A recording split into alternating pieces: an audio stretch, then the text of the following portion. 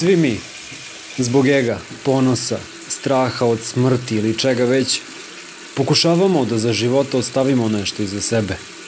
Neki trag.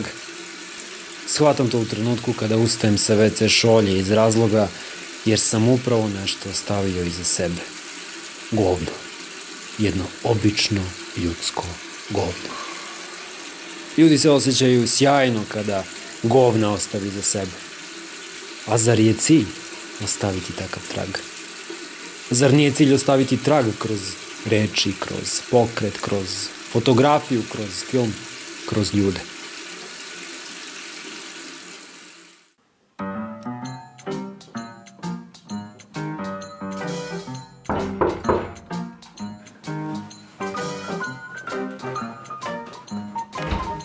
Ajde, izlazimo i morat ću se umočati.